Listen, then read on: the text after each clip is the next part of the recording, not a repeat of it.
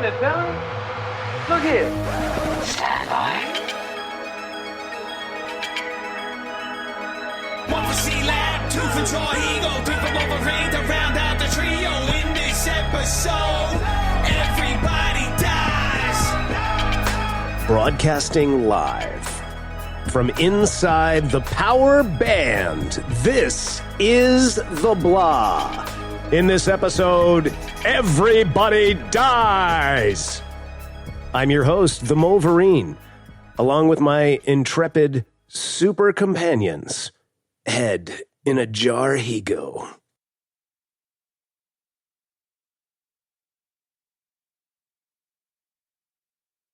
That's your cue.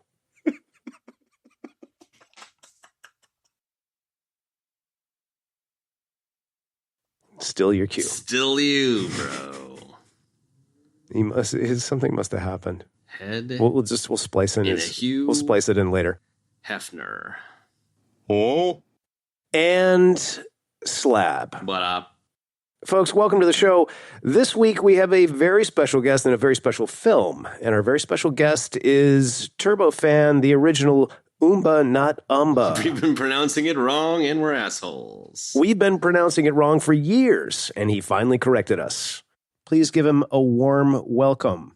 Ciao, ragazzi. How are you, kids? Nice. Good to have you back, buddy. And if Ben were here, I'm sure he'd feel the same.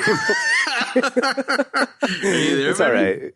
Probably having some. He's probably having some audio going on. I'm here. There was some cat aggro I had to sort out, and all's well. Oh, nice. I like it. Cat aggro. We got cats. We got kids. We got everything. Yeah. No, it's no problem at all. Love it. Benny, just give me a hello so we can splice that in. Hello. Hello. Hello. Hello. Wait. Use this one. Oh. Howdy, everybody. Okay. I like it. Anyway, folks, this week we're talking about the 1987 classic and the second Catherine Bigelow movie we've done in like 3 weeks, and that would be Near Dark. This movie was unavailable up until recently. It is currently playing on Tubi for free, my favorite place to watch things. And we watched the movie, and now we're going to talk about it. Yeah. Umba's been basically bullying us into doing this for over 2 years now. We finally did it. It was a prompt. That's what it was. I was prompting you. Huh? It was a humble request. That's what that was. By the way, little factoid. I know we shouldn't do this, but I'm doing it. Did you say factoid or fucktoid? It's a sex toy from the future. It's a factoid. A fucktoid. That is now a thing, my man. Now, there's a reason why it wasn't available. It's the same reason why we're going to talk about it later anyway. How this... Oh, lay it down, dude. It wasn't available. We'll drop some nukes. Because this movie was distributed in the US by DEG. De Laurentiis Group, yeah. Yeah. It doesn't mean that De Laurentiis went down because they're still fucking... But at that time, in particular, that distribution channel fucking went away. So the rights were in hell, I'm sure. Yeah, they were. And it didn't make any money as well. The movie, it didn't make any money because they didn't have money to just... They didn't market the goddamn thing, it sounds like. Yeah, and I also read that part of the problem to that was the same thing with the De Laurentiis Group. So in that particular incarnation that they had going on, they were shutting down. It was about to shut down, and they had no money for marketing. So that was like the sole reason for all of that stuff. Yeah, it's also the mid-'80s, and DEG not wanting to distribute a movie in the US. That's mafia money. That's mafia money. That's the reason. Yeah, hey, there you go. Conspiracy, but I'm pretty sure that's what happened there. So they stopped for a reason because it was 86, man. That's baby. 86, 87, around that time, things. Okay, I like it. Well, now it's available. We watched it. Yeah, very exciting. Would you grace us with your high level first? I'd be very interested to hear the Umba high level. This is a very special movie for me. You guys know, it wasn't just a face. I'm still wearing black. It's just the way it is. And this movie is treasured by every goth across the globe.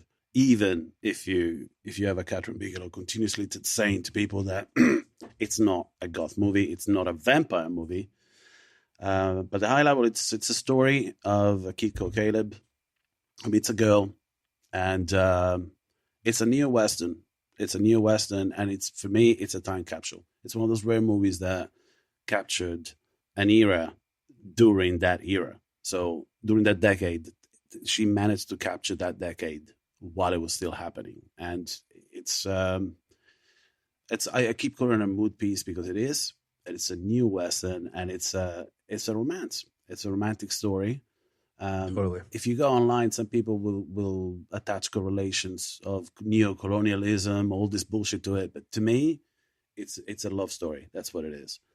And unlike The Lost Boys, there's no drug analogy or anything like that. It's just a pretty straightforward movie, but it's got a mood to it, and I quite like it. Mm-hmm. So that's my high level.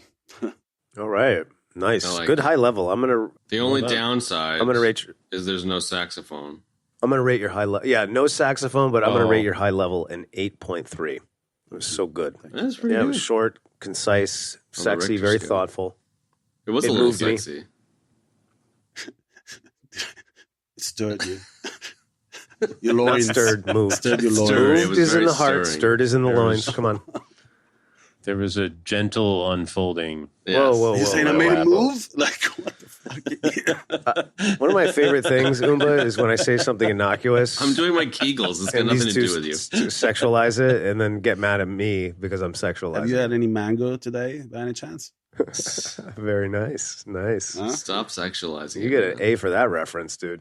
Okay, go ahead, Chad. Yeah, okay. I have never seen this movie Wow. before. I had never heard of this movie until you started yelling at me about it 2 years ago. And and I hadn't watched it. You kept being like, "Did you watch it yet? Have you seen it yet? You got to watch it. You got to watch it in the dark. You got to watch it with a flashlight. You got to watch it. Great, have you Did watched say it? that. Are you watching it now? Can you watch it now?" And so I watched it today. Actually, I watched it last night in the dark, like you requested, and I really enjoyed it. Yeah, it was.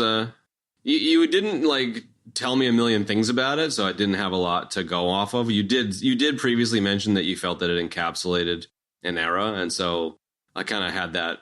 I was primed a little bit, and I would agree. Like it definitely, like, I don't know. I mean, we are massive Bill Paxton Massive. fans on the show and as individuals. Massive. I mean, he is a friend of the show, and it was just Bill Paxton in all of his Bill Paxton glory. And then you've obviously got just an all-star cast. Like, I like that it was a vampire movie that never used the word vampire and didn't really vampire out too hard. You know, they kind of stripped the vampire You just back fucking to sniped its my bare nugget. essence. One of and many, then- but well done. I know, Yeah, dude. yeah. I was kind of annoying. You but robbed whatever. everybody now, but that's fine. Yeah. But I enjoyed it. It was an enjoyable flick. Like, we've done other Bigelow films, you know, and we did Point Break recently, and she's just a very, very talented director, man. She does an amazing job here as well, and it's her second film ever. Her first one that she solo directs, and like fucking, I can Very see why she gracious as just well. kept hitting them out of the park. Gracious presence about her. It's- Yeah. yeah. So it was, I it agree. was good. It was really good, It was Ben. and I'm sure we'll dig into the deets. I'm here. He's here, man. I'm listening. Benny, go for it. Sure. Okay. I know I saw this back in the 80s. Nice. And I think one of my older brothers was quite fond of it. I was like, you got to see this. So it's been I have not seen it Yeah. since then, but I'm a giant Lance Henriksen Fuck. fan, and you know, of course, I love Bill Paxton, and yeah, this is, I don't know, it's a cool movie, man. It's got a vibe. It's got a vibe, and it's got a lot of fucking prime Paxton. Like, Paxton is just kind of on fire in this shit. So Yeah. yeah, it was good to touch base with it again. I unfortunately kind of watched it in chunks this week. I watched the beginning, and then I was exhausted. I fell asleep in the middle of it, and then I got up and saw the end part, so I had to watch the rest of it yesterday, watch the middle part. So I didn't get the full like Immersion, effect, but it was more or less what I had remembered, and I think Lance Henriksen is really good in it. The pacing is he doesn't overdo varied. it. Let's just put it that way. So it changes. Like I mentioned, I described it as a love story, then it turns into an action movie, then it turns into a horror movie.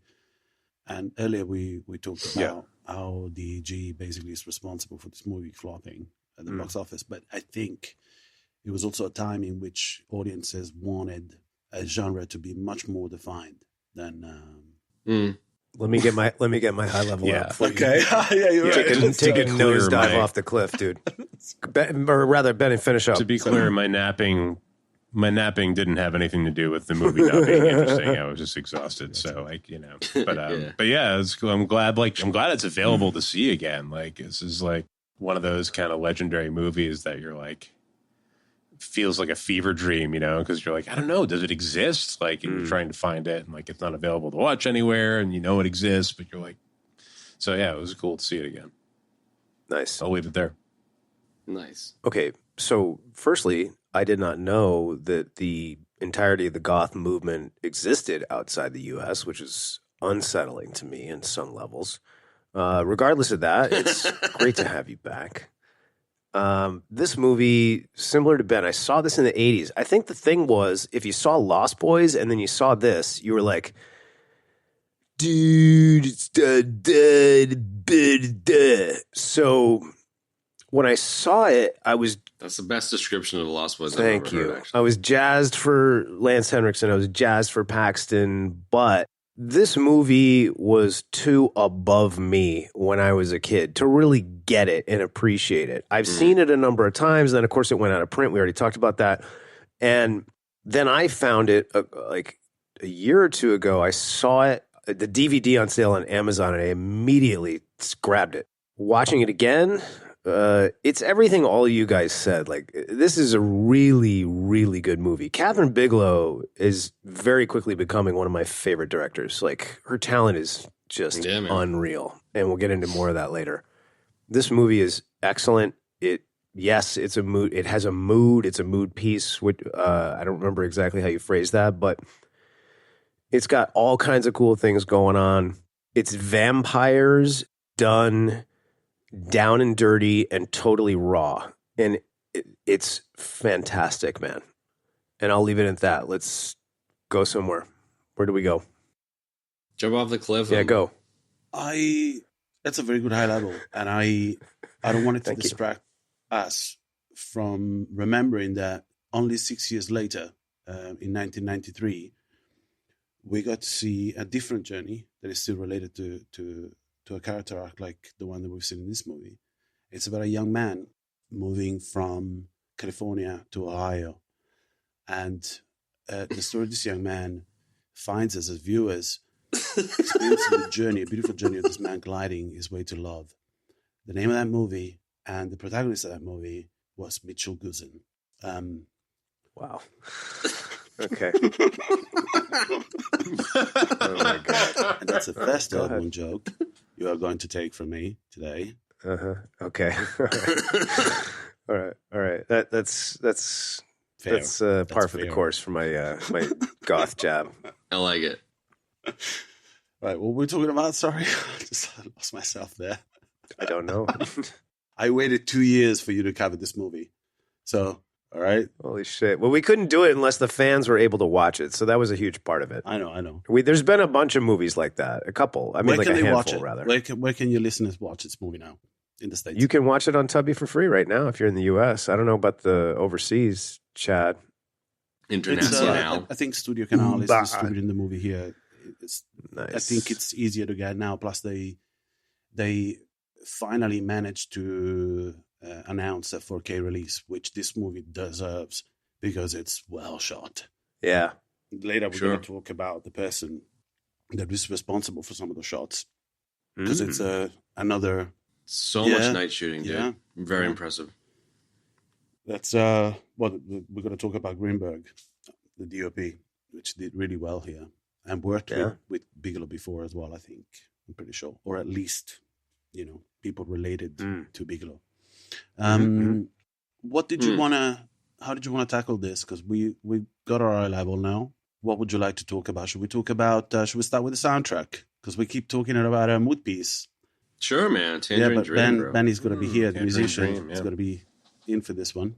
Benny, Sure. you here? He's here. I'm Yeah. here, man. Okay. I would I'm say here, my answer to your question is let's just blast through it and just pick up everything as we Go go, for man. it. That's kind of how we've been doing it more and more. Yeah, you know, Okay, but I had way too much caffeine to drive, so I don't. it's okay. I don't want to. Anyway, so Tangerine Dream. You'll be fine. I got your back, bro. Tangerine Dream, man. The soundtrack was sick. Was it in another episode you guys were talking about the dissonance between the soundtrack and the theme of the movie? I think it was Lady Hook, was it? That you guys covered? Yeah, maybe. Wait, what movie? There was a movie that it was a fantasy Hawk? flick with Rutger Hauer. I think it was Lady. Oh, Lady Hawk. Yeah, yeah. I thought you said Lenny Hook, and I was like, what is that? That's Alan the thing. Parsons This episode soundtrack, will yeah. be released with subtitles and in Braille as well. So you guys can and understand what I'm yes, saying. and an American Sign Language as well. Yeah, by the way, to Yes. correct you earlier, how you thought that the goth movement didn't exist outside the US, it started in the UK, bud. Oh, it did. Nice. You know that, right?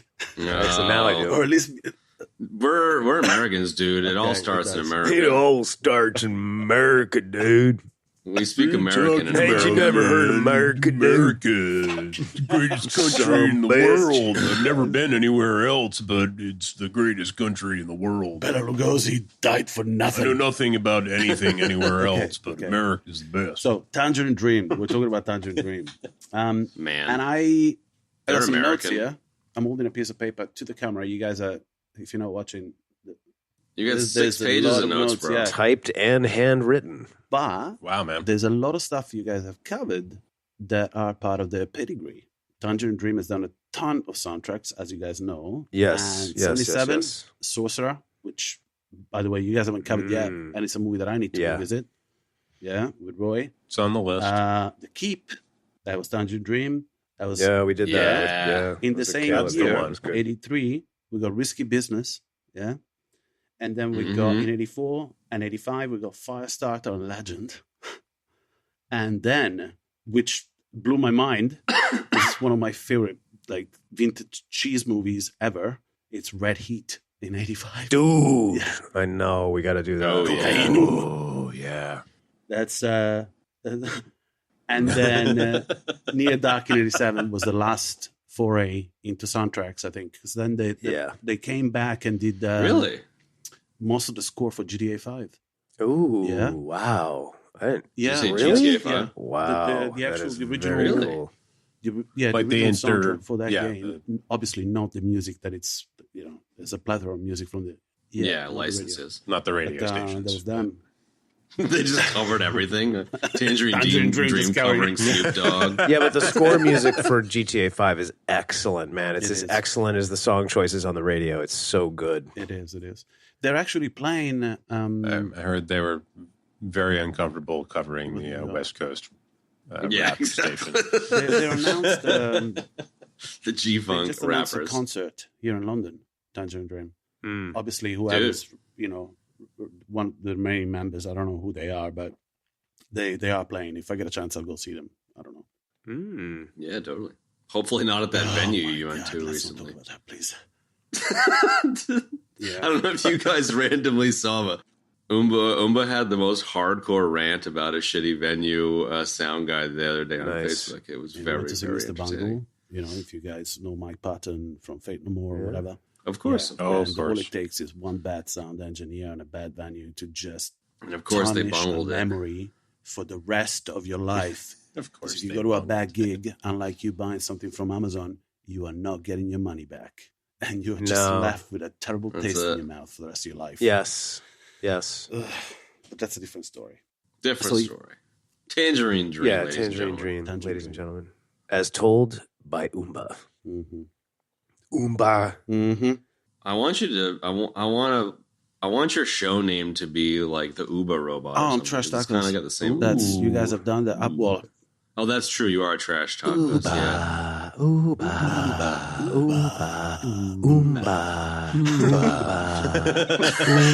just died. You just died, Kat. You just died. I just died. I did How just did die. I just die? I did. You know why I died? Right, Umba? for my sins? Did you die for my sins? I just gave up on life after giving birth to twins. I just stopped wanting Your to be wife alive. is going to listen to this podcast because apparently you gave birth to twins. There's nothing physically She has wrong lost with her. the will to live. Didn't have the will to live. Fuck you, Star Wars. Fuck you. So, Tangerine Dream. I listed those, but allegedly, thank you, IMDb. Thank you. They did, actually, no, this was Wikipedia, which is not curated by human beings anymore, I think, or ever. Nope. But it says that they scored over 50 it's just films. hallucinating AI. Films, not movies. Wow. Films. That's a lot of pudding. Yeah, that was me with Tangerine Dream. It was great. I like it. Thank you. Taking a sip of your energy drink. I enjoyed the soundtrack too. I too enjoyed the soundtrack. Proof is in the pudding, boys. And I eat a lot of pudding. Chad, what was that death? Give me that. What was that death for? I didn't remember that he was Trash Tacos from 15 years ago when we went on the show together. Oh, trash tacos. Excellent name, by Do the you way. remember the story?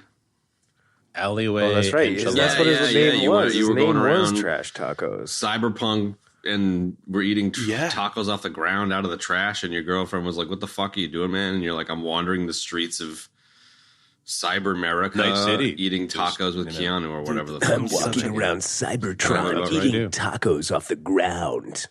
That's reasonable behavior. Just considering Bleep the Loop fact that it City. was, what? The first lockdown when the world Yeah, went totally. to shit. Remember? Yeah, that's Yes. Absolutely. Yeah, I too would eat cyber tacos off the ground. Does anyone want to talk about other people that have worked on this movie that are related to the? No. It's the writer. It's co-written by Bigelow. Wait. You were Oh, the yeah. only one that commented on the music. I wanted to comment on the sorry. music. Okay. Again. I love how wired you are, bro. It's so good. Warrior Rage. Joe Rogan. Thanks, Joe Rogan. Thank you, Benny. Good times, man. I backfired. Warrior Rage. That is every time you get off track tonight, man. That's happening. That's going to be the bitty snap for this episode. Is going to be That's the bitty that's gonna bitty be the this bitty week. Warrior Rage. I don't have a ton to say about the music. I don't like. Yes, Tangerine Dream has done a lot of soundtracks of stuff that we've talked about on the show, and that's great. And I think they're great. I just really loved. It's difficult to do Western. It's difficult to do rock and synthesizers, and they really chose the right places to put the synths, chose the right places to put the rock bits, and they somehow managed to blend it together in such an incredible way that it's seamless, man. And there would be times I'd be watching it and I'm like hearing the synths, like the music would come to the foreground, and I was like, man, that's just so perfect. It's simple, in that kind of way that Brad Fiedel used synthesizers in Terminator. We just talked about that a couple of weeks ago. Ben and I in particular were going on about some of the synth work in that, just like some simple blasts and using that as, essentially some of the sound effects as well. And the way they used the synths was so simple, man. And then, because this is, as the creators of it put it, really a Western, right? Mm-hmm. It's where they put the guitar pieces and what they use, or the rock pieces and what they chose to use. I thought was brilliant, man. And it just blends together perfectly. It's not too much. It's not too much synth. It's not too much. Both the pieces are very simplistic, or both the elements very are very minimal simple. sound. Yeah, that works. Yeah, very Right. minimal, but it works beautifully, man. And for this very sort of minimal movie, and that's it. That's all I really wanted to say. The opening track reminded me of John Carpenter's work. It's almost like a heartbeat. Totally. Yeah. Mm-hmm. Very nice. I don't even remember the score, but I definitely remember really finding that it fit well. So I kind of want to go for a rewatch. Yeah, I want to do the rewatch now. You guys, I think there was another episode you guys were talking about how the job of a score is not to be intrusive. So what you just said is actually possibly, because you didn't dismiss it entirely. Compliment. But it didn't. Yeah. No, not at all. It was great. Yeah, it's a hard juggling act to get it right. It really is. Mm-hmm. And again, you mentioned Terminator earlier. I think this is a good segue into why there's a lot of this production. They probably had Cameron's influence spilling over into it. There's a lot of DNA shared. I don't know if they were buds yet, nor were they married yet, but they worked together on Aliens. Catherine Bigelow. Well, Aliens was right around this time, because one of the nuggets I read, it was like a year before or whatever, was that Cameron's suggestion to her was, why don't you just use this ready-made cast that I'm using for Aliens? And actually, Michael Biehn, another nugget, he was supposed to be in it. He declined the script because he didn't like it. But I don't think that's where we why, got. though. I'm just telling you what I read, and I read it on Let's Make Nuggets Not Fun, which is making nuggets not fun. So hey. No. Like 90% of what you read, I read it as well, and then I stipulated something, which is Michael Biehn made a lot of money with Aliens. It was his first big paycheck. Yeah, totally. I think so. I'm pretty sure. Sorry, I'm just saying. Yes, you want to go there? Let's go there. Come on. Yes, go. Huge paycheck. Go.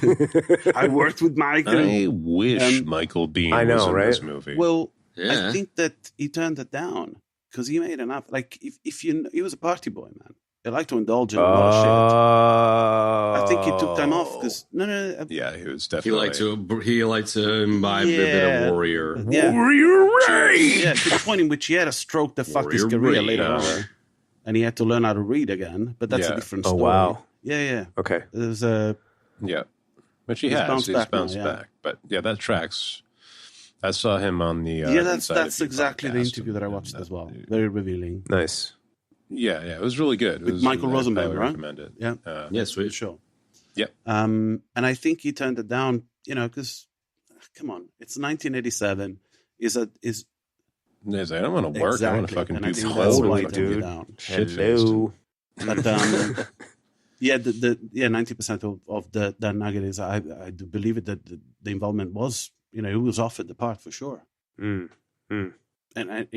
in the interviews with Bigelow about the ensemble cast coming over, she seemed to imply, and the other cast that talked about it seemed to imply that she kind of went to Cameron. So I also saw the one that in IMDb that was like Cameron offered it, and so it kind of wasn't clear which way that went. I wasn't aware that Bigelow worked with Cameron on Aliens. She did. She's help with the script or something? I think she's in the credits as well. Yeah, is she? Okay. I don't know exactly what role she played. I'm glad, because otherwise all of these notes would be straight out of IMDb. But she was involved. She was involved in the making of that movie. I think that's how they cool. possibly met, Yeah. No, that sounds about right. Because, they were married a couple years later. So. Then divorced 2 years later or something, right? It didn't last long. Yeah. Beginning a very long pattern for James Cameron. Or actually, that would be in the middle of a pattern for James Cameron. Did he get married to Linda Hamilton after? Yeah, because that came. I was around T2. Yeah, but they were still together, I think. So I think that but he was with Galen Hurd around the time of Terminator, right? This and is that was 84. The View now, by the way. We're gossiping this is about annoying. This is such a horrible rabbit hole that I don't want to go down. So I'm pretty sure it was Galen Hurd, then Catherine Bigelow, then Linda Hamilton, and then none of them. Mm-hmm. Then he went underwater. A lot. And then he married one of the aliens from the abyss. A blue bitch. Because Mary Elizabeth Mastrantonio was not available. And then he married his fucktoid. That is like one of the grossest and best things to come out of this. It's the blue model. This little chestnut of a podcast. Okay, should we give this gift to Kev now and Ben, Chad? What's that? What gift? Oh, sure. Yeah, go for it. So, Chad knows when I was doing my research about this little movie, I came across something. I don't know if you noticed, and you have, of course, but it's intrinsic to the narrative of the movie. Every time they get a vehicle, the vampires in this get a vehicle. Actually, let's not refer to them as vampires. Yeah, The gang. dude, just like the movie. Okay, there you They're go. goths. Just like the movie. They're just goths. Every time the gang gets a vehicle, they need to ditch it. Yeah. So Sure. there's a lot of switching in it. Mhm. And I know that you guys are very fond of vehicles of a particular era. Anything between... You know it, baby. Yeah, right? That boxy look. Especially that freaking Ford Country Squire they torched at the end, baby. Any that thing was alloy hot. that rusts easily dude. makes for a really cool car somehow. So Totally. I found Too a true. website called, Kev, listen to this, Ben, listen to this, MyShittyCar.com. IMCDB. I repeat that. Don, what are you doing? What I'm are not you doing? doing anything. He saw me reaching for the mouse. I'm not doing. Okay, not doing anything. We have an ejection. You just fucking ejected. I knew I it did at not. the moment. I told you guys. Oh, is that how you do it? I'm telling you. I knew you were going to do this. I knew you were going to do this. Anyway, it's called IMCDB. And it's basically IMDb, but it stands for Internet Movie Cars Database. Oh, wow. There is no universe where Kev does not open this website up on his computer. There is no world. Well, happy birthday, Wow, that sounds fantastic. That is a terrific resource. Okay. Am I allowed to look it up now so I can bookmark it? Yeah, look it up. Look it up. Play the I sound. am not going to Umba, look play it the up. sound. You were already looking it up. Stop it. To honor I can see Umba, you, I'm man. not going to look it up. I didn't. I reached for my mouse and then I Okay, stopped and you whatever. caught me and that was it. That was all I did. I didn't do it. I definitely do not have my phone in my other hand that you can't see. I purposely left out a bunch of vehicles, okay? But I did because I wanted you to use it now. You know, like if you remember any sequence in which they get a car or whatever. But I did mark 3 down for myself from this website, okay? So the movie opens with Caleb in his pickup truck, yeah? And he goes to the fuel station, the petrol station where he meets May. And he gets out of the ship box, which is a Ford F-Series 1966. It has a gun rack in it, Yeah. and it looks like the quintessential rancher vehicle that it's passed on from his granddaddy, possibly. Right? Yes, what it That's looks like. tight. The second vehicle that I noticed the most, and I thought, oh my God, is that the RV from Breaking Bad? It wasn't. It's a Fleetwood Southwind Yeah. from 1984. That's the RV. The Fleetwood That was a Southwind. sick RV. Wow. Yeah. And That then was sweet. the van, the black van that they get. That was my favorite. There's more vehicles, but these are the ones that so I leave the rest to you, at least one. Look one Dude, up. that is a gift. Thank you. That's That okay. is a wonderful, That's okay. wonderful I remember gift. It's a it cool was site. the Blue Thunder episode. I think it was a Blue Thunder episode. You guys, because, Steak and Oh, Mustaches my is God, dying yes. down. You guys have worked your way through every single tash Ooh. throughout trying, movie we're history. trying. So it's going to run, you're going to run dry at some point. So Well, now it's vehicles, I don't know, right? We just kind of do what we want. Yeah, I don't know. Yeah, whatever. Sometimes it's vehicles, Of sometimes course, it's stashes. it's your show. Sure. You can do what you want. It's your show. Sometimes Now, it's steak. The other one, Life is a buffet, Umba, and we pick and choose what we want to consume while we're doing our Yeah, podcast. Exactly. 1971. Thanks for having me on the show. There's Thank you. always mustaches on the table. It's just, sometimes the cars are more interesting to us. The last one was a van. The black van was a 1971 Ford Econoline. Econoline. Econoline. Econoline. Yeah. Yep. That was a sick Nice. van. But there's more. There's more. And I think Chad. Keep going. No, that's it. I got 3. I got 3 vehicles. But there's the one that Paxton. I left you the one that Paxton the takes, Paxton man. one. I can't see Come that on. photo though. Oh, there it is. That's an 85 Ford Mustang. No, it's some kind of like it's late 60s war Yeah, wagon. yeah. I can't remember what it is. It's the cut to Benny the would side. probably that know you're better looking than me. Is it in the I am CDB? No, I'm doing the IMC. Oh, I see it. There's a IMCDB. Mustang in the background of that image. That's lame. Is it the F series? No. at. You'll find it. No, it's not the F series. It's got look for the 1995 price on the windshield. Yeah. I clicked on it and it shows a Mustang in the background. Yeah, I know, but okay, look for the scene where they ditch it when they get to the the warehouse. International Harvester. I think. Oh so. yeah, that's it. I think Yeah, that's a what it was. 1965 International Harvester Travelall. What a website, man! I just stumbled on this. There you go. I That's don't a know cool how- site. Yeah. It's like a This is great cool. contender This is very for like cool. a Ghostbuster mobile. It really could have. It could be like an Ecto 2, Slave Right. 1 Ecto 2. I like it. Ooh, a Chrysler New Yorker Broham. Dude, this Play the sound, is Umba. freaking nuts, man. broke the show.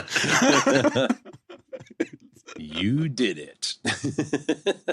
The moment I found it, I was like, "Oh my god!" That's I cool. gotta tell the guys. I like it. Yeah, I remember listening to like I said, the Blue Thunder episode. You guys were talking about Corvettes, Yep. and I think it was Roy's car. Yep. And Yep. you're right. There was an era. It was like 20 years, maybe 25 years. It just they looked like toys before the toys were Mhm. made. You know, like before Matchbox Mhm. cars were made for them. There's some Sure. great vehicles in this movie. It wasn't a Corvette. It was what's the car that he had? It was a That T-top, didn't it? no Roy's car. Roy's car in Blue Thunder. Fuck. Oh, it was a Corvette versus a Firebird, I think. It was a Firebird. If I'm I think it was remembering correctly. Firebird, yeah. Uh, Trans Am. 650 double prompers, Edelbrock intakes. Yeah, what you're doing with them pizza cutters on there. is that Paxton selling cars in True Lies? No, that was McConaughey and Oh shit! Okay. Dazed and Confused, dude. They're talking about their cars like all the time. It's so good. Yeah, you're right. You're right. You're right. That's a Yeah, and they're death talking number. about the, No, okay. Fuck. yeah, ooh, there we go. Yeah, definitely. Dead 81 Firebird Died. Trans Am. There you go. Days of the time. Dazed and Dead Death. This movie starring Lance Henriksen, Bill Paxton, and Jeanette Totally. Goldstein's hair. I actually forgot. Like I watched this movie so many times, and I forgot that she was gonna side with good at the end. Since we're there, let's talk about her for a minute. Yeah, he Let's can talk do about it. Shaft. I really love her hair is incredible. Just period. As a person, as an actress, like she goes from So like good. butch short in Aliens to insane blonde fro in this. Like it's just great. She's a chameleon. So good. Your foster parents are dead. That's a Wolfie's love fine, Wolfie. honey. Most made up sounding dog name, but no, it's real. The most creative But it filmmaker on the planet has the most uncreative name for his dog. All right, so my only thing about like Jeanette Goldstein is She's a great. chameleon. We That's love what you said. her. We loved She her. We loved her diving skills in Lethal Weapon 2. We loved her in Aliens. We loved her in all the films that we've talked about. She's great. I think my only thing with her is the same thing with Henriksen and Bill Paxton. Even though they're main characters, major players in the movie, there's just not enough of them. There's never enough of those three. Paxton went on to do a lot of high profile stuff, and Lance Henriksen has done a lot of stuff too, but I just feel like he never got enough lead material, and I feel like he deserves it. Yeah, I do. I do remember it, but I feel like he never got the accolades either, and he just deserves it. He's kind of like Clancy Brown in that way. You know what I mean? He just deserves it. And so as much as I love Jeanette Goldstein in this, I just wish there was more of her in it, man. That's it. She's fantastic, dude. And I love that. Yeah. And I think the one thing I'll say other than that, that's really related to the film is what you just said, is that she's, has that kind of, turn at the end, which is great. I'll leave it at that. Yeah, like I said, I I watched it so many times and I forgot. Like it means that it still has the same impact as the first time. It just, it's unexpected.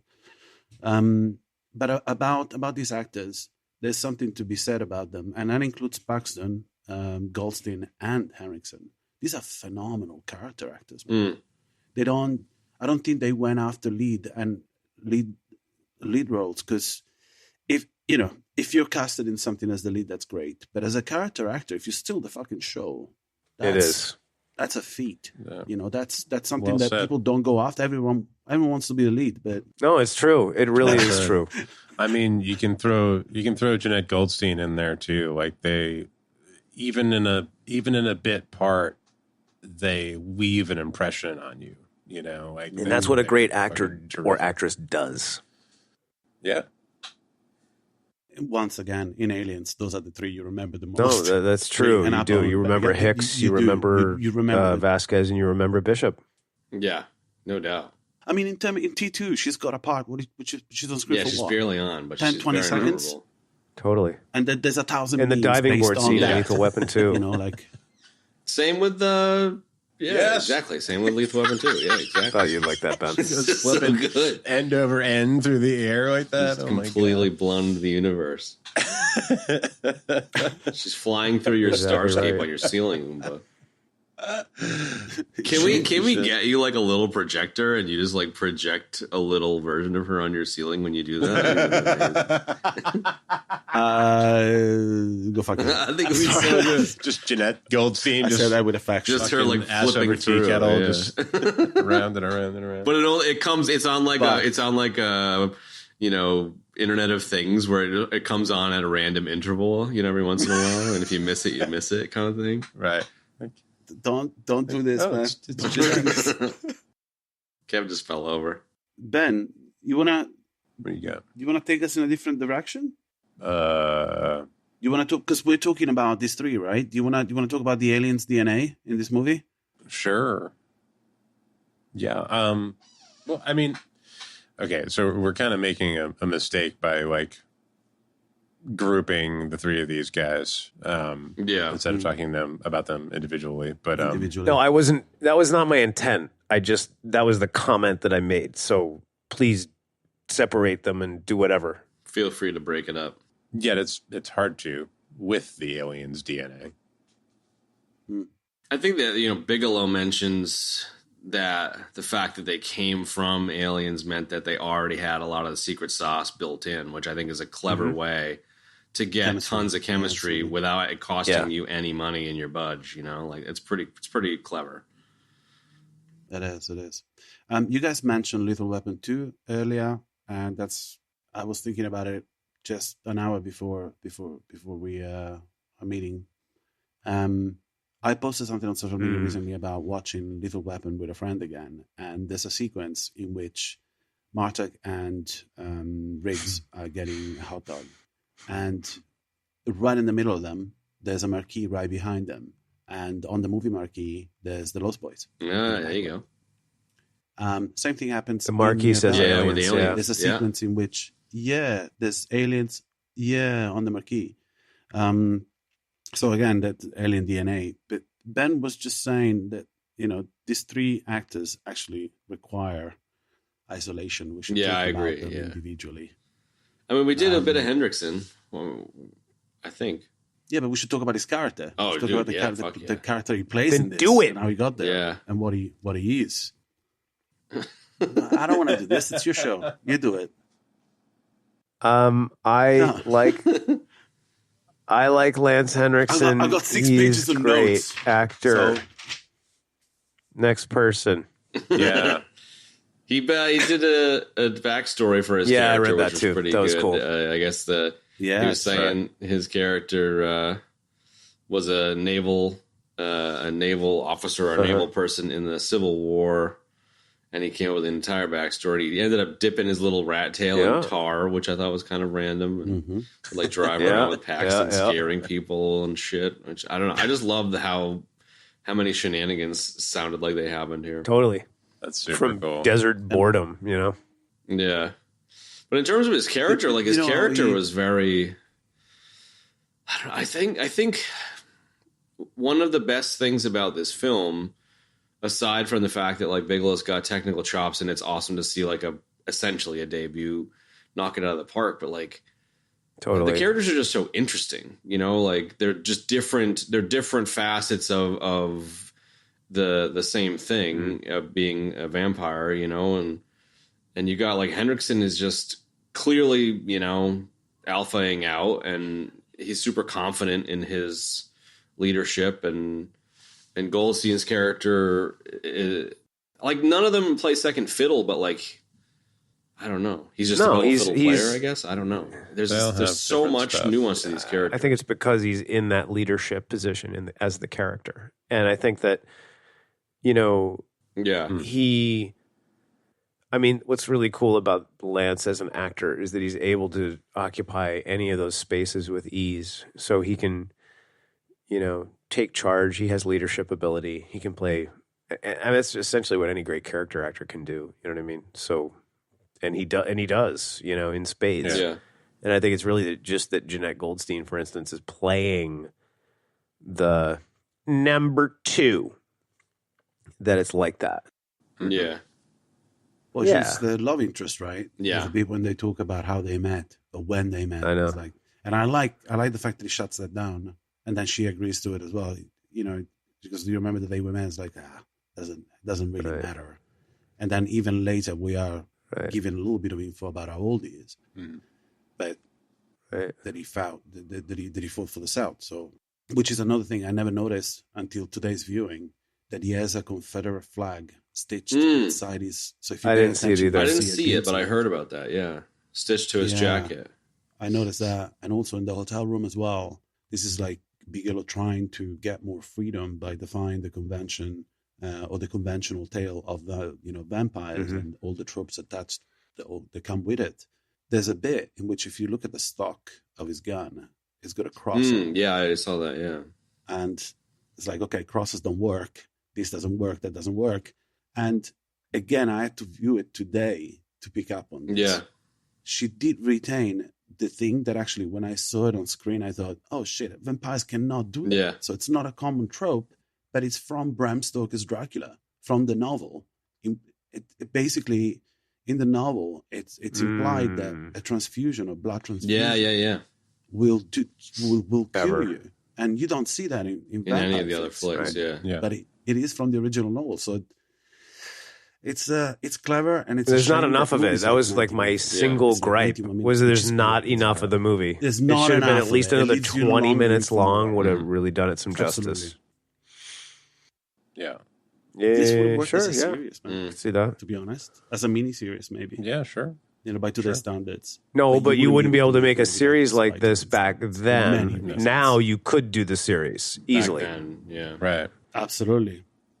And this is the point that I don't know. I mentioned earlier that I don't think as audiences, including myself, including you guys, I assume, we didn't really want that. I think that back then, if you went to watch a movie, and this is an assumption, okay, it's just a theory.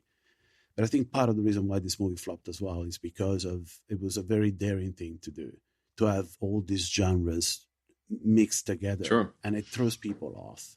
It threw people off back then. Now we want something unconventional, Yeah, perhaps a little ahead of its time. Indeed. And Catherine Bigelow is ahead of her time. And people were not ready for Catherine Bigelow.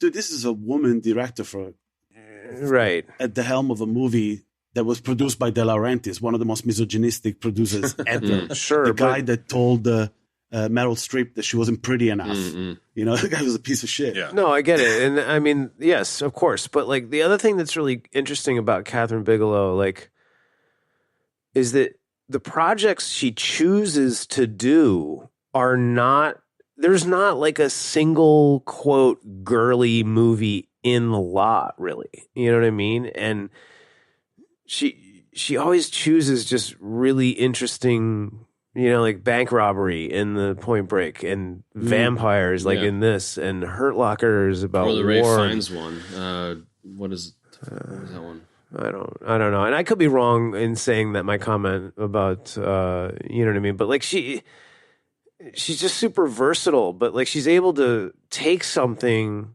like Point Break and the bank robbery, sort of genre and just kind of just turn it not on its head necessarily, but enough almost on its head.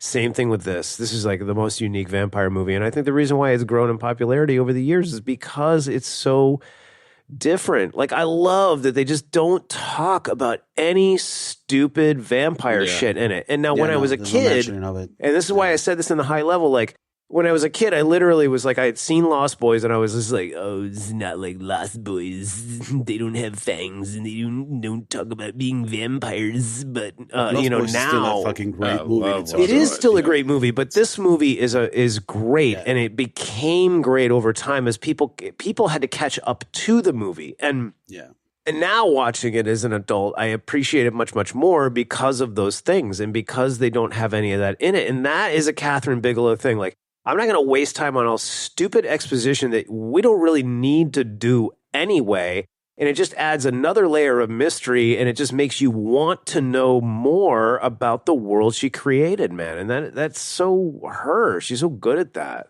You know what? One of the things that I noticed in the way because the second movie, I think she co-directed it with Willem Dafoe. Yeah. It was called... she didn't co-direct it with him, but Willem Dafoe was the lead. Yeah. Yeah. But again, it's a dive and it's an insight into a motorcycle gang, for example. Okay, Sure. So it's a subculture and it's the recklessness of youth. Mm-hmm. Then you get this movie, again, subculture, recklessness of youth. Then you get Point Break, surfers, again, a sense of belonging. The Loveless So it seems movie. to me that she had but she must have had some wild years in her. Sure. When she was younger. Because only when you have that kind of insight, you would dive into these subcultures and these worlds. And create these landscapes. It's and the other one that I was mentioning before, Strange Days with Ray Fiennes, like there's a bit of recklessness with him as well. Like there's a lot of that. Absolutely. They're dangerous. She makes dangerous movies. Yeah. She makes dangerous shit, movies. dude. Hurt Locker is involving recklessness as well. Yeah. There's a sense. There's a seductive sense of danger to the way she makes it. But hopefully she's got something left in it. I don't think her last movie did really well. I can't remember what it was called. But, it's a what do audiences want? The industry has changed a lot for everybody. So, of course. I'm not saying that, it's just gone in a different direction. And also, does she have something to prove? I don't think she does. Sometimes you could just take a step back and move to producing. That's it. Perhaps. Or like Bean, you can take a break and do a shitload of coke. Detroit, I think, was the last thing she directed. Yeah, I haven't seen that. Which one? It came out, Detroit. I never even heard of it. And then there's this Aurora movie is in development, and I remember hearing a lot Zero of Dark buzz 30 about before Zero Dark that. 30. Yeah, Zero Dark 30 was all right. Okay, all right. I need to revisit it, I think. Hurt Locker. Hurt Locker is fantastic. I really, really, really liked Hurt Locker. Zero Dark 30, I've only watched one time, and it was fine. I feel like Zero Dark 30 is like her Prisoners, Denis Villeneuve. I just didn't give a shit about that movie, and I need to revisit it because I just didn't hit me. Which one? I've seen the Villeneuve Zero Dark 30 or Prisoners? Prisoners. I just didn't like Prisoners at all, and like I love everything about Villeneuve, so I clearly just need to revisit it. I love that. I know, yeah. Like I think we've talked about it. I forgot she did Blue Steel with Jamie Lee Curtis and Strange Days, which we did. Yeah, Strange Days. I forgot about that. I just wanted, before we move away from it, this is the second time, Blue Steel was the second time that she worked with Eric Red, which is the guy. Oh, yeah. Yeah. So they worked together. And Eric Red, and there's a connection there, mood-wise, and the feeling of the movie. It's got, Eric Red's the guy that wrote The Hitcher. Oh, yeah, dude, that makes so much sense now. There's so much similarity. Man, between 84 and 87, 88, you had all this movie. Do you remember The Wraith with Charlie Sheen? Dude, I remember The Wraith. I don't know if these two guys know that movie, terrible. but I've been talking about it for a while. Yeah, we need to do that. But I loved it as a kid. Dude, I still love it because it's terrible, and I've seen it literally 1,000 times. Go ahead. It's got, the sequence where Paxton is taking chunks out of the truck when he's towards the end. We'll talk about the sequence later, but it just reminded me of that. There's a visceral kind of flesh meets metal kind of thing. There's something about it. Yeah, the Wraith with that prototype Dodge. That thing was crazy. It was so funny. Oh, the other day, someone pointed out to me that Ron Howard's brother. Dude, Clint Howard plays Rughead in it. I didn't know it was Ron Howard's brother. Oh God, dude, he's the best. He's the best part of the movie. Yeah, no, but the moment you see his face, and then you lose your race, you lose your car. So good. He's everywhere. He's great. So supporting characters and character actors. Are we going to talk about? Well, wait. Did we do enough to Ted Cruz's Goldstein younger, and more handsome brother? Yeah. Did you say Ted Cruz? Yeah. Ben, you should. Tom Cruise or Ted Cruz? No, I thought you were talking about Jason Patrick's brother, which is in this movie as well. No, I was just saying Adrian Pastar. No, it's the half brother, the protagonist of the movie. Yeah, for some reason, great, vaguely reminds me of Ted Cruz, the senator from Texas, the politician. But he's like younger, more handsome brother. You know, he's like the guy that you just explained why his career didn't really take off. Well, I want the one that set him off. You know, he's like, why can't I be as handsome as Adrian? You know. Yeah, I could see that. I have a theory about Pasdar. I think his career didn't take off because he looked like Kyle MacLachlan, and even that, I think that's that. It is a little bit. your career. Yeah, he kind of looks like a couple of different people. Yeah, go ahead. Maybe it does. No, it does. It definitely can ruin your situation for sure. But he was in Heroes, wasn't he? Yeah, he was. He was in Top Gun. That was like the thing I think that kind of brought him back. I could be totally wrong, but like shame about season 2. I watched most of that with Ben, and that was excellent, man. And he was excellent in it. He was in Top Gun as well. Yeah, Top Gun. Yeah, wasn't he? Yeah. Yes, he was. I read that on AMDb too. Yeah, he was. No, I watched Top Gun as well today. Did you? You did? With your fucking Warriors Pride or whatever? Watch everything. Then I watched 300. I watched Top Gun again. Then I watched 300 again. Then I watched Top Gun again. Then you kick the TV into a hole. Oh, he was in Agents of S.H.I.E.L.D.? Wow. Look at that. Yeah, I mean, he's kept himself busy for sure. That's great. Avengers Assemble? No, you know what? I saw that he was he in an X-Men project of some kind? Because I don't see him playing anything other than Cyclops. The only thing that Kev can confirm is he was not in a Mortal Kombat film. I can definitely confirm that he was not in a Mortal Kombat project. The Mortal Kombat historian. Mm-hmm. It's my cross to bear, Ben. You know, it's like he was married to a Dixie chick. Does that count? Peter Weller is like an art historian, and you're a Mortal Kombat historian. Peter Weller is way more highly regarded than myself. I digress, though. Siren yeah, that was in my place. Whatever. It's a fucking cape, bro. Somebody OD'd, bro, on hyenas. Oh, that's what's going on. Yeah, go ahead. We're talking about supporting characters. Adrian Pastar. Yeah. So I love how structured you're trying to be. This is not a structured show, man. Hey, we gave up so long ago. You really get the podcast. Adrian Pastar. I had never seen Adrian Pastar before. He fit really well as the kind of like innocent but prickish cowboy. Yeah. Yeah. No, he was good. And what about her? Dude, she was fucking magic, man. Holy shit. I liked her too, man. When I saw her, yeah, she was. Yeah, she was. When I saw this when I saw this when it came out, I was kind of like, she's kind of weird looking, like da da da da, and you know, again, when I was younger, I just didn't connect with this film. But like watching it now, it's amazing how much I actually recalled, and I was predicting what was going to happen next as I was watching it, but. She is, like Chad said, that was a perfect way to describe it. Magic. She's so good, and I think you were saying this before, Umba.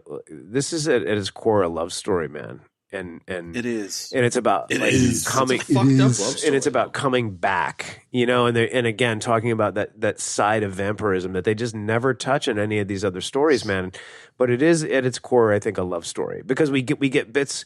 We get those bits between her and him. Sorry, I'm kind of hijacking this a little bit. and then also with the other characters as well.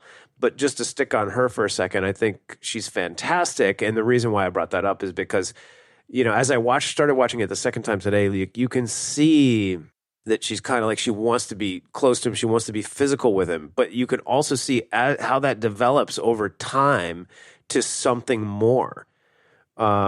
From just the physical affection in the beginning into to something deeper, and that's why she keeps coming back to him again and again and again, and then again when he becomes warm again after the transfusion, man, and then ultimately getting the transfusion herself, you know what I mean? So there's a really interesting and cool dynamic between the two of them, man, and the way that it's parsed out by Eric Red and Catherine Bigelow is, I think. No, they did an excellent As Chad job. said, It's magic. young love, It's so good. you know. Yeah, but it's not just young love because she's. I mean, she's only been a vampire for 4 years, if we believe what's said in the movie. But there's it doesn't quite have that. There's the clash between the murderous nature of the creature that she's become and the very genuine kind of kind of a naivety. To the way she is, and it clashes, and that's why I'm saying it's kind of youthful. It's due to them being young. Can I just point out that when I was watching the movie today again, I didn't realize that some of the dialogue, if it was in a movie today, if it was written today, I would have gone, "What the fuck is this? This is ridiculous." But in this movie, it's fucking chef's kiss, and I'll read you the first line when they meet. First of all, the details. There's a little bit of slow mo, unlike Snyder. Back then, they knew how to use it right, just a touch. Yeah. Just slow down a few frames, just for emphasis. Don't fucking overuse it. But when he sees her, because that's what it is. That's how life is. If you have a car crash, if you've ever been in a car crash, for example, everything goes in slow motion for a moment, right? Yeah, sure. So there's the nuance of when he sees her for the first time and everything slows down, like time slows down for a second. And she's got an ice cream cone. And it looks like she takes a morsel, but she can't. And she looks at this cone longingly because at some point she could eat real food and she can't anymore. Plus, she was turned when she was a teenager. So it was still kind of, it's just there's a nuance to the way she's looking at this ice cream cone. But there's this bit, man. There's this bit in the movie, the dialogue, when they meet, he goes, "Can I have a bite?" And there's a moment of true confusion when she answers back. She goes, "Bite?" And it's, there you go, bite. That's and the then he goes, vampirism. "I'm dying for a cone." And then And she does the same thing. She goes, "Dying?" Yeah, but it's not confusion. Now it's like there's a sarcastic edge to it. It's like, "You're dying?" You don't know what that means. And it's, again, it's just, I never noticed the nuance of that particular sequence. This is at the beginning of the movie. And also, I would be remiss if I didn't mention that the first two lines in this movie are "dumb suck." When you get the mosquitoes, the opening sequence with the mosquito, and he squashes the mosquito, this is the first two words uttered by the lead character in this movie. "Dumb suck." Dumb suck? Dumb as in something stupid. Dumb Got suck. it. Wow. Sorry. That's or an accent, whatever you want. I actually found the love story the least believable part of the film. You're heartless. That's well, it's not that so much as I am heartless, but you're dead to me. I think what I liked most about her character was that, Josh Miller, the kid Homer, was manipulative, and Jeanette Goldstein was, motherly or whatever, but also quite aggressive. And Henriksen was turbo alpha, and then Bill Paxton was the crazy Western guy. And then I found Jenny Wright as May as she was a honeypot, and she was honeypotting with the ice cream, and she was, being flirty and all that kind of shit. And throughout the film, she was always kind of turning that on as her skill set. So you saw that as malicious from the beginning? Yeah, I mean, obviously when she meets Caleb, I think it's malicious, but then she comes to appreciate him at some point. But I think, when you mentioned before the idea that I picked up early on that Caleb doesn't kill or really hurt others overly. Whereas it's clearly implied that she has killed a lot, and she does, kill. And so as a result, she's, 4 years in, maybe she hasn't fully turned into a monster, and she's still redeemable, quote unquote, and she is redeemed at the end with the transfusion, but she's still like a fucking killer, like he turns her at the end, and then like they freeze frame live happily ever after, but it's just like she now needs to come to terms with the fact that she's, killed multiple people, if not dozens of people, and all that kind of stuff. So it's just kind of interesting. Wow. It's not as simple as the love story. The sequel was really just not good. Like it was just Jenny Wright like crying into her fucking cornflakes. Yeah, exactly. Like, At counseling or some shit, in like Podunk, Oklahoma. Yeah, totally. Jenny Wright becomes a So housewife in today. Oklahoma with serious trauma. Totally, man. Everything's always better in the movies. I was surprised to see that she didn't have like a very prolific career. Actually, Yeah. This is an IMDb No. beat because I had to go on IMDb to see what she was in because I thought this is She was so it's one mind of those blowing in roles this. that could have. Yeah. No, I mean I had to read it to remember where, but I didn't have a memory of that role. But it's an important thing to be in. Her first appearance on screen was in The Wall, man. Yeah. She was the American Yeah. Groupie. There's an entire sequence with it. So that's a big role to get for someone who's never acted before Sure. on film. Oh, dude, she was in Young Guns 2. She played the lady that ran the Yeah, she was whorehouse. the madam, Oh, huh? God, she was good in that. Yeah. Go ahead. No, I need to revisit Young Guns too. Yeah, same. It's been a while.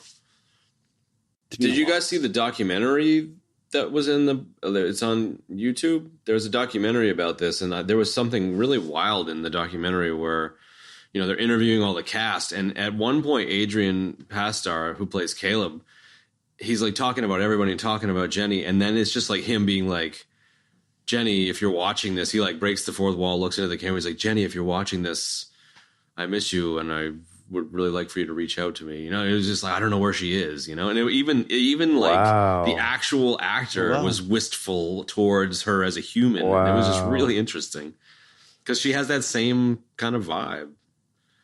Dude, How she recent was on was this, Matlock. you think? Yeah, go ahead. What did you How say? recent was this interview?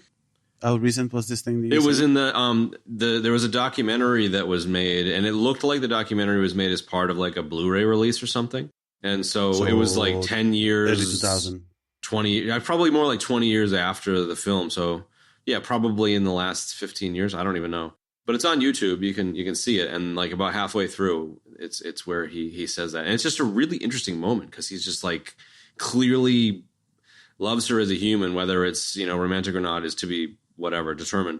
But I love the idea of him like talking into the camera in the documentary, trying to get her to reach out to him. It was really interesting because it's That's really exactly cool, kind man. of the interaction that they have as characters, And these are the leads. But when it comes down to supporting actors, it's worth mentioning there's a couple here that we've seen time and time Yep. again. And these two actually have worked together in one movie as well, together. Oh, yeah? Both of them. You're talking Not in the same about sequence. Adrian and Jenny? I'm talking about, because we talked about the leads, but we talked about the supporting cast, but we didn't mention two actors that we've seen time and time again that are in Oh, this. you want to go deep like that? I was kind of waiting on that part, but I can go off. Okay, fine. No. No, go for it. I didn't know his name. I had to look it up, and I felt bad because it's one of those, when you see a character actor that pops everywhere, it's almost disrespectful. I feel that way. I feel like, oh, Yeah. shit. Like you've been in 1,000 movies I've seen. Mm-hmm. Sure. I should know your name. Sure. His name is Troy Evans. Yeah. Yeah, that's Roger Predactor, dude, from Ace Ventura. Yeah, dude. He's in fucking everything. That guy's in I know. everything. He deserves our great. respect. Oh, totally. And he has a very pivotal sequence in this as well, because it's the first 100%. time that Caleb's character, is rejecting human food. Yeah. It's a fucking snack bar from Right. Rusty bus station, dispensing machine, whatever. But Totally. he takes a bite and he's feeling sick. So already he's being singled out as a junkie. The guy that doesn't want to sell him the ticket is looking at him like, oh, I've seen this 1,000 times. Yeah. And then you've got the cop. Detective Predactor, yeah. Yeah, it's a small performance, but it's it's great. the way you could see if you give this character a backstory. It's like, I fucked up with my own son. Here's the $3 you need Yeah. You know what I mean? But there's a moment in which by the way, we're not given any exposition. His hand comes into the shot and you see that he's got a cut on his hand. Yes. And you can see he's sniffing it, Yeah. dude. Totally. Yeah. He's And it's very, sniffing again, it. nuance. Very subtle. You know, it's if you blink, you miss it. It's a small sequence, but I he's in agree. that. It's great, man.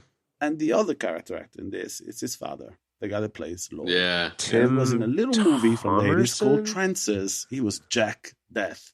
I don't know if you Tim remember Trances. Thomerson. It's a I Tim Thomerson. definitely remember There's been a watching ton of stuff. shit. Yeah.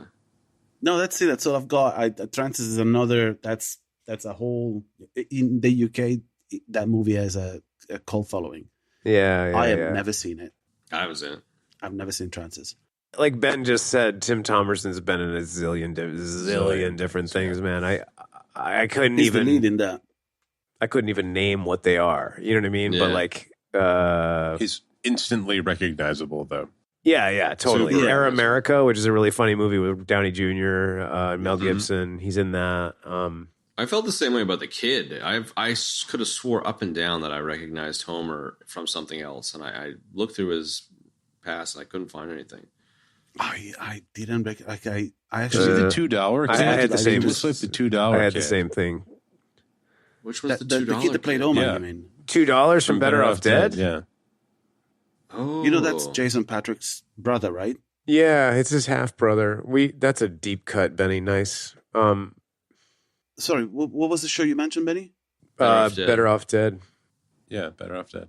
Okay, I'm ejected now. So play the Well, sound, man. $2. I want my $2. You can't I play. mean, you it might can't not be eject and him, play but the he sound, looks bro. like that kid. Yeah, hold on. He's got. I saw 30 Tales from the acting Dark credits. Side. That's the closest thing that I could maybe peg him to. John Cusack. Yeah. Have you ever seen that? I have, but I've done despicable things to my brain over the years. That's all right, dude. So Re- are we. He's reacquaint not the yourself. $2 It's kid. terrific. I It's do. one of my I favorites. I do see why you would think that. He was in Communion, which had Christopher Walken, cowbell himself, So talking about cowbell. Umba, you're dead, man. You didn't play the eject sound when you ejected. That's a death, my friend. I can't play my Yeah, own Yes, you bro. can. sound. Well, yeah, you can, bro. Don't give us excuses. Give us deaths.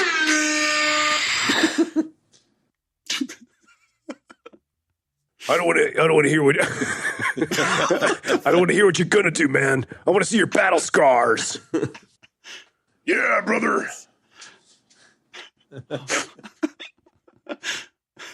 Did you see? Speaking of that Terminator connection shit, the dude. I think he was not the dude at the jukebox. He was the like biker guy. Dude, in the bar. fucking biker guy in the Is bar. the cigar guy? Yeah, from Terminator 2, Yeah, man. dude. Totally. That The was dude one of that the got best, his too. face fucking But which on the one? The griddle. one with the long Yeah, I hair? think or it was the the one one at with the the bar? long hair. He was the guy. He was the guy with the cat. Yeah. dude with the hat Bad that bang. punched fucking Ted Cruz.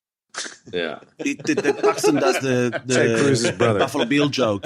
yeah, Yeah. does Yeah. Yeah, But he which was the for guy- a moment I thought, holy shit, is that the guy that plays Buffalo Bill in? No, No, that's good. Ted That would've Levine, been dude. good, That's man. Ted But Levine, there's I a know. similar. They look similar, They but do have the a guy little bit. thing, yeah. in Terminator 2, when Arnold asks him to give him his clothes, he just goes, "You didn't say please." Yeah. And he puts the cigar on Yeah. his chest. It's so good. And he says something It's so similar in this classic. movie, man. Yeah, no doubt. You know? no doubt. Do you wanna? Have you got some factoids? I got no factoids, man. Fuck toys. You got no factoids? My let's one get some- fucktoid was the dude from Terminator 2. Yeah, oh, cool. Okay. Did you know that this movie was shot in 47 days and 47 days of 40 of those days were night shoots? I love how much night shooting there was.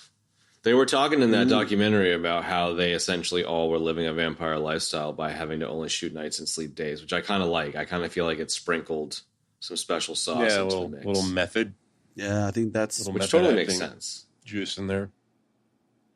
You think that's Cameron's influence as well? That Cameron knew really well that if you shoot at night, you're harder to spot if you don't have a permit. Yeah, Yeah, maybe. very Very likely. Werner Herzog guerrilla filming as well. Maybe, Totally. possibly. Greenberg as a DOP, the director of photography. Yeah, he was great, man. What else has he done? He's done The Terminator. He's Yeah, done La Bamba. He's done Alien Nation. He's done Turner and Hooch. Did you do the Alien Nation, the original film? The one that we did? Yeah, the one that you guys right. covered, yeah. Cool. Yeah. Ghost, T2, Sister Act, Junior, Sphere, Rush Hour, Collateral Damage. The guy's got... So much stuff. He knows what he's doing. And but all of these movies are major blockbuster entertainment.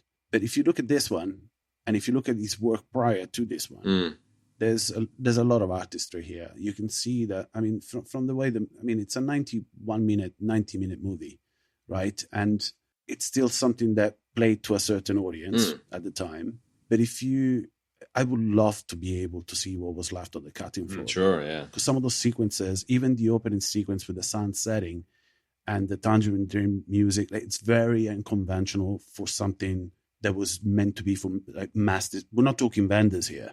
It's not Wim Wenders. It's not, this is not cinema d'auteur or anything. This was just entertainment for the masses, basically. They were trying to make money out of it.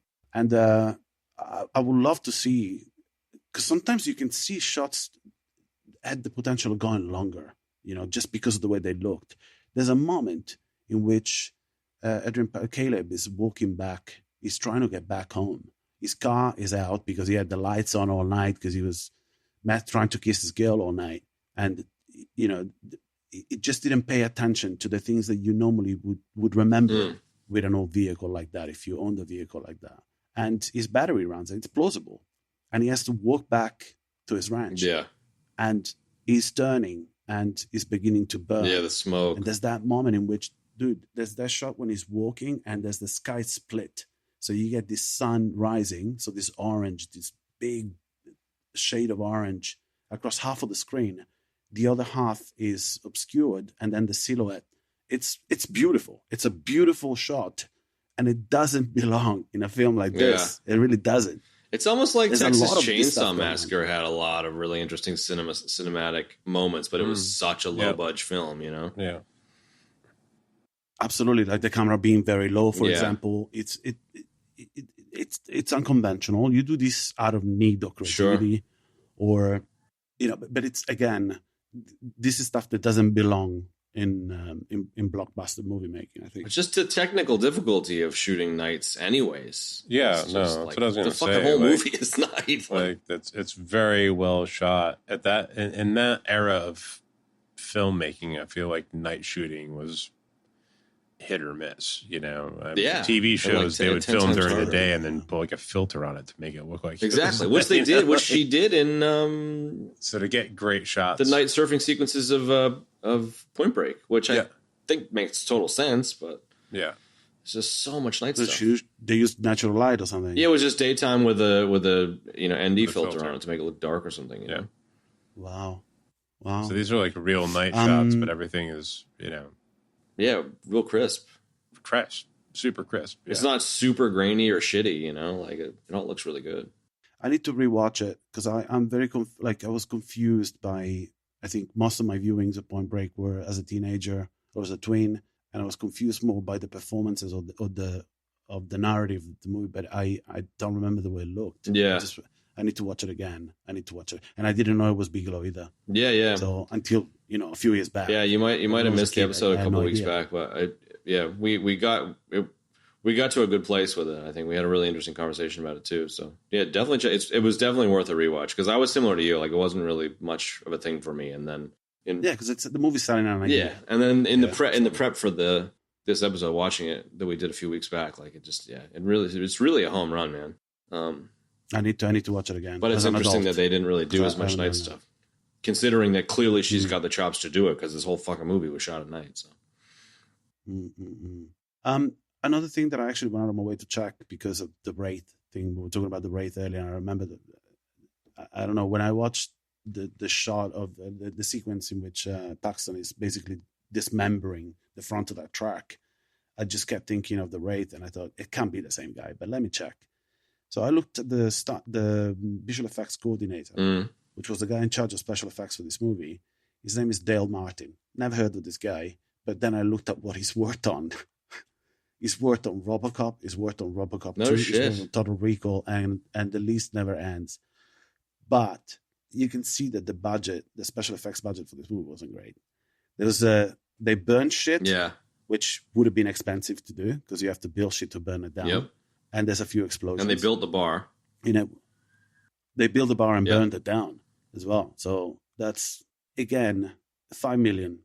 It's when remarkable. you think about it, it Yeah. doesn't matter when this movie was. It's not much money. It really isn't. There was an interesting thing on the effects from a safety or kind of like liability point of view, where Bigelow was being interviewed about the smoke and kind of when the vampires, get some sun on them or whatever.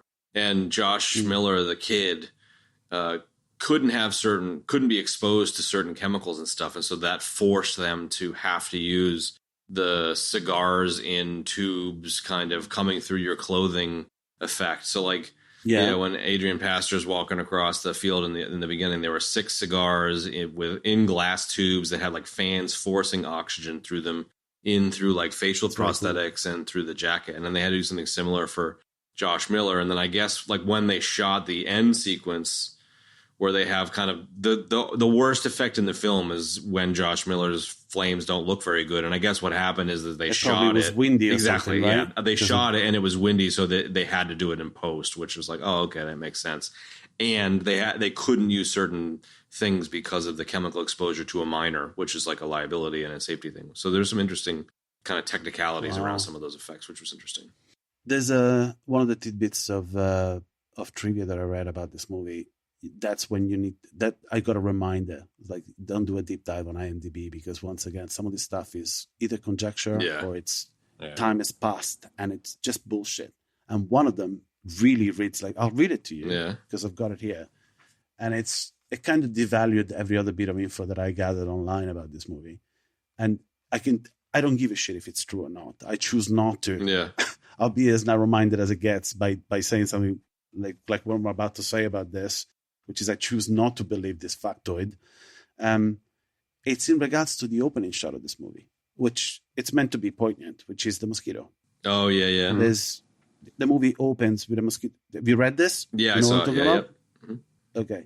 It's, Ben, you remember the opening sequence. It's a mosquito biting, human skin, piercing human skin. And there's a bit of info on IMDb. I didn't... Obviously, someone must curate this information at some point, I think. But it just sounds like bullshit, and it has to be, because particularly in 1987, this would have been... It just can't be real. It's complete bullshit. So it has to do with the fact that in order to avoid the potential of any contaminant to an actor, which this is implying that they didn't use stock footage, by the way, which it looks like stock footage. But anyway, if it's not stock footage, fine. They had to grow the mosquito from larva and make sure that no contaminants would, and the bit of info on IMDb, you can check it out, is implying that this process took 6 months. It took 6 months. Sounds kind of bullshitty. It sounds like bullshit, and there's a lot of people that actually kind of upvoted the info, which is meant to give some verity to whatever you read on IMDb, but it's complete bullshit. From a production standpoint, you're going to bring production to not a standstill, but even just the entire process of who the fuck is... We're going to need a mosquito for this this shot, so let's get started on that now. Like, yeah, exactly. We're still working on casting, but let's exactly. It's insane, man. It's insane. On a 40-day shoot, 47-day shoot. Okay, no, I'll read it to you. I found it. So the realization that they were going to film a real mosquito interacting with an actor meant that they had to grow it from scratch so that there were no contaminants that he would be exposed to. It became a 6-month process. This is a fucking troll. Someone just chucked it in there. And it just went... Because the upvoting isn't about verity. The upvoting is just about people liking it or disliking it. Like, there's no... Yeah. No one there must be someone who actually worked in the movie is reading this shit. It seems... There's actually a lot of the entries and trivia as well, if you check them. Suspicious, yeah, indeed. But some of the stories you read, there's like 4 versions. Well, you can put it on. The same like story. There's like a podcast that does conversations about movies, and every once in a while you'll be like, it gave it 1 thumb up on this and 1 thumb down, and everyone's always like, why the fuck are you putting your shit on this trivia page? So I think anyone can just like create an account and add trivia. So I don't think it's overly vetted. But it needs to be curated. It should be periodically, no? I don't think anyone does it. I don't know if it is. Bits and bobs. Any like other bits from the movie? Moments from the movie? The scene with the 5-card Russian roulette. Yeah, there you go. There's a ton of The one-liners family by dynamics, Paxton dude. in I'm this, so man. amazed at that there wasn't like a knife between the fingers between Lance and Billy P, because there was so much little shenanigan, card game playing, chemistry stuff going on throughout. I love the idea of them being so bored of being immortal that they're just fucking around half the time. Did we talk about how Homer is meant to be the oldest of them? Is not what? The kid? Homer, really? Homer. Yeah. He's the oldest, yeah. By a lot, not by a little. Yeah, where did you see that? Because there was a thing that thing in the making of documentary that was saying Henriksen is Civil War, Jeanette Goldstein was a flapper from the 20s, and Josh Miller was a kid from the 50s. Which I don't know if it's true or Yeah, not. and actually, that makes sense as well, because apparently she's the one who turned him, right? Okay. Jeanette Goldstein, because the way she addresses him in the It's in the very hotel room. motherly, yeah. Yeah. Yeah, and so I read somewhere that he's meant to be the oldest, but then she does that. And also another thing that I just couldn't believe it, that I didn't pick up on it. Maybe I'm wrong. I felt really stupid. At the end, it's evident. Well, he telegraphs this in the dialogue. In his one of the lines that Homer has is quite revealing, which is, "Now we're even." He says that to Caleb, and this is implying that he was in love with May. But because he was trapped in this, kid's body, he could never get with her. So he basically goes after the sister, not because he's in love with the sister, but he's trying to get May jealous or something. It's really bizarre. And at the end, in the last shot, it's super evident, because when he goes after them, he's not going after the Caleb's sister. He's going after May. Yeah. And I never noticed that. Yeah. So that he it's was such an just interesting jealous, character trait. Like the kid vampire stuff is really interesting. I imagine you've seen Let the Right One In, the original. Was it Scandahoovian? I do that. I adore that. Such a good flick, and it's a very interesting and similar kind of idea of, the immortal child vampire with the, child recruit. I actually do that sidekick. parallel today. Yeah, You're right. yeah. It's did you watch Let Me In? Which is I haven't seen the remake? Americanized version. Is that any good? I don't want to be a snob at all, Yeah. and I think If you've seen the perhaps original, it is good then in its you're own probably right. gonna like it.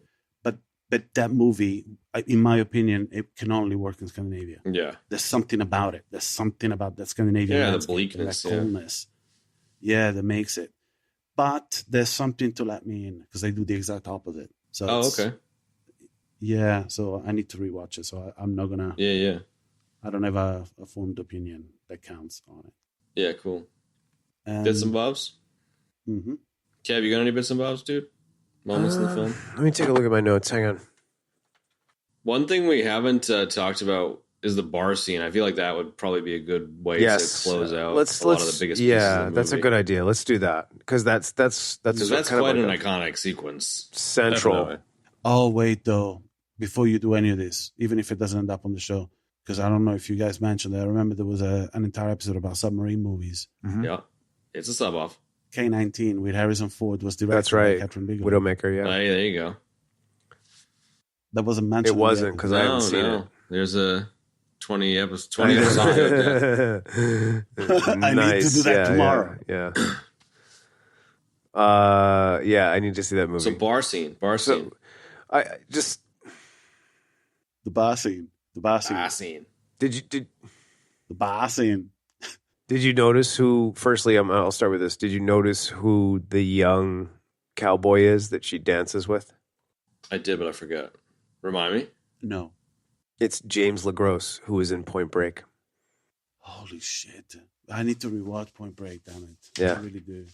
I love I Well, really do. Oh, if we're going to talk about nuggets. no, is that your nugget? not really a nugget. Yeah, I mean, it's a nugget. It's a bits and bobs, But he's in the scene, and he later on is the one that leads the cops to the little Yeah. quote bungalow, as Lance Henriksen called it. So, Oh, Yeah. yeah. and that's where we Yeah. also get the guy who was in Terminator 2, and the bartender's pretty recognizable as well. He's been in a bunch of different. Yeah, he Thanks. is. Yeah. Are you talking about the kid that Caleb lets go, basically? Yes. Yeah, he dives out the window, and then he never catches up to him. Yeah. Which, by the way, Lance's character was right. That shouldn't have happened, because that guy comes back That's with the right, cops. exactly. Yeah. Not just the cops too, the state police. Do you remember the sequence with Paxton all gelled up, picking up the two girls. Yeah, that was cool. When he's hitchhiking. Mm-hmm. Yeah, I like that. It was very Bruce Willis, Seagram's Golden Wine Cooler style. Yeah. Of, do you remember that the tricks. first attempt at hitchhiking is another car and the guy tells him to fuck off? That's James that's Cameron. right. Yeah, I saw that. Right, yeah.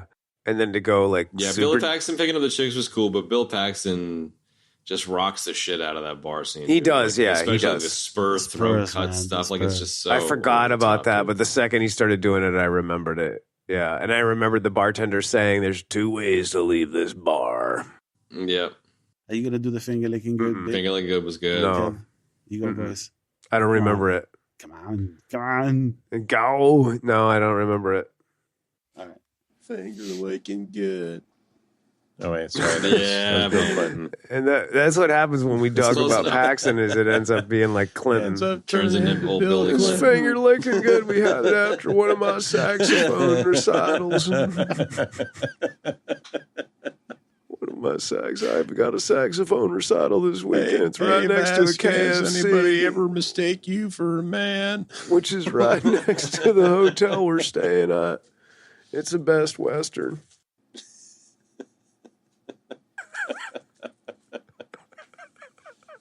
I think the only other like bits and bobs, maybe it's kind of zooming back out to a mid-level, is I just really appreciate You're right, the you're right. pedigree of this, where it's kind of the first time that this isn't some Nosferatu bullshit, garlic fucking swinging, Bible thumping Dracula So happy movie. about They that, strip yeah. it back, and I like that it's really stripped back, and I think like focusing on the vampires as characters and having them all be a little bit different and having them all be like kind of like part of a heist team in a way, like they have different nuances, but it's also kind of Western. Like it's got a lot going for it, man.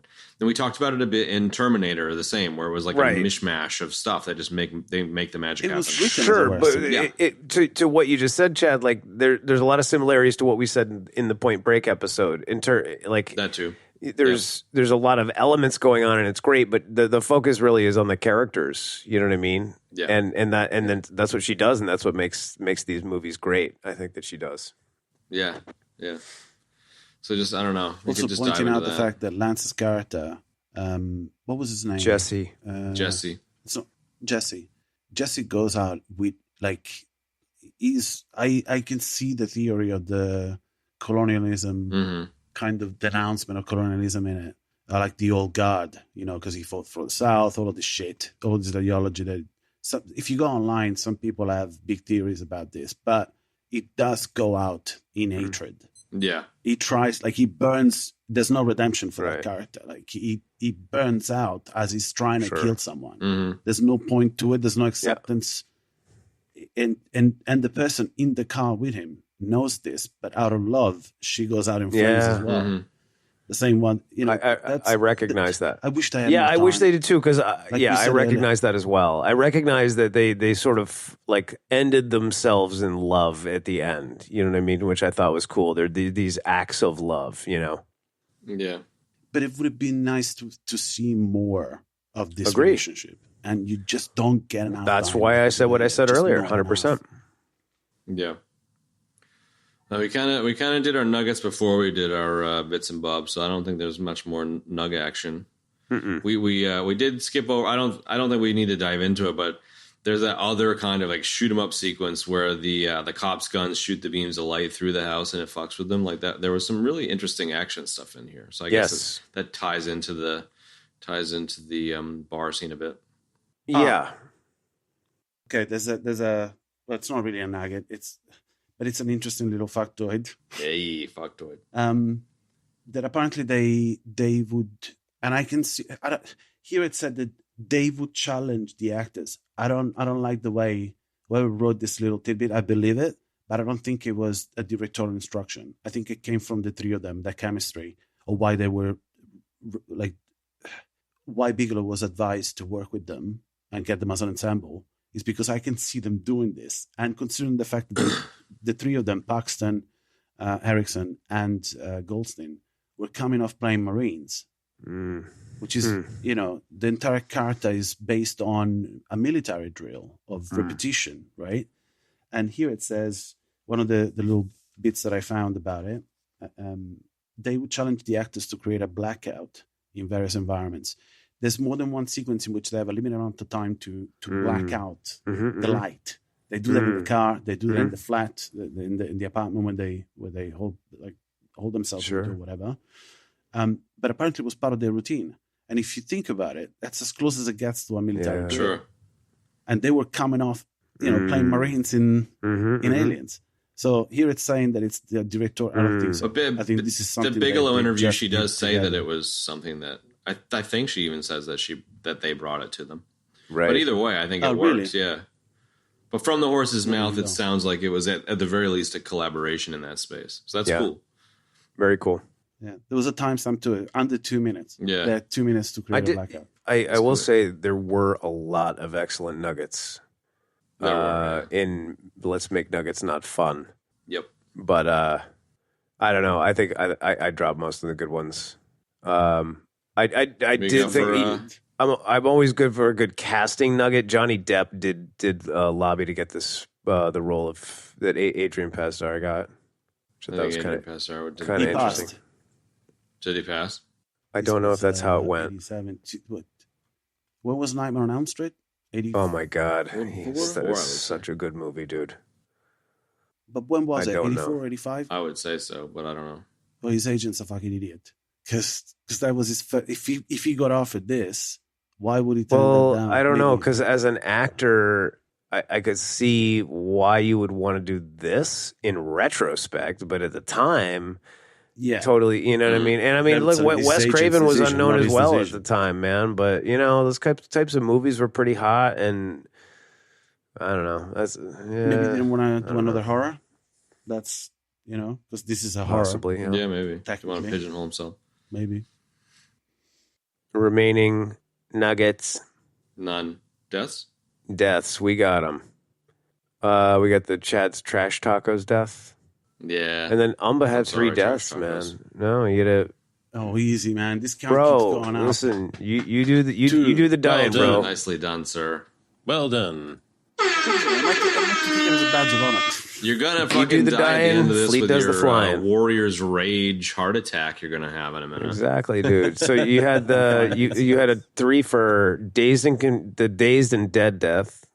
That was that dazed was and confused death, and then the ejection death, and then no ejection noise on your own injection death, which is the most egregious of all the deaths. Man.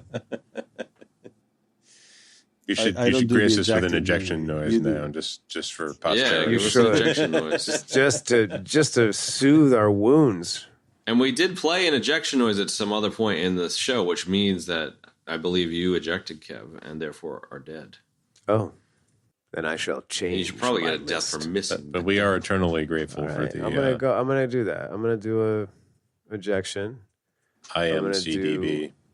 Yeah, I am grateful for that too. Is pretty sick. Not bad. Yeah, that was good stuff. Yeah. That is very useful. It has very little use to me, but I think it's something that you guys would use quite often. Indeed. Damn right, dude. First of all, thank you for today, but above everything, thank you for doing this movie. It's here we really had to kind of try and choose the funny out of it, because this is not a funny movie. No, there's very little comedy in it. But there's a lot of enjoyment in it. It's not like Schindler's List or whatever. It's not like fucking. It's not a super heavy dragger. Yeah. Yeah, I mean, but it's unlike the Lost Boys. The film takes itself seriously. That's the thing.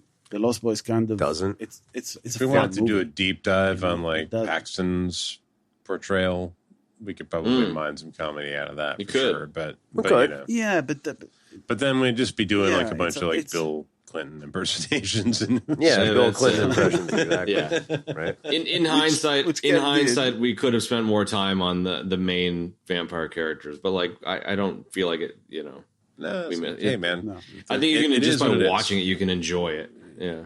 Yeah. Well, I mean, look, we had a tough set of external circumstances from all 4 of us, so this technical difficulties, unfortunately just the best it's going to be. Yeah. What have you? Yeah. There is one thing I mentioned this to Chad, and this doesn't have to end up on the show. Just in the future, if you ever do this, time will pass anyway. But at some point, I assume that you guys are Firefly fans. Yes. Yes. I mean, Undoubtedly. I've watched the movie, actually, not the show. Indubitably, sir. Okay. I did send something alongside 10,000 fucking memes on the messenger for ABD on. I did send some pictures of the Firefly 10th anniversary book or whatever, which is one of the highest rated. It's basically a love letter. It's a massive box, and I finally got to play it. But before playing it and holding that session, I decided to rewatch the show. Fuck So me, good. man! It's still so good. And with those 2 seasons of Mando that we like so much, the first 2 would not exist without it.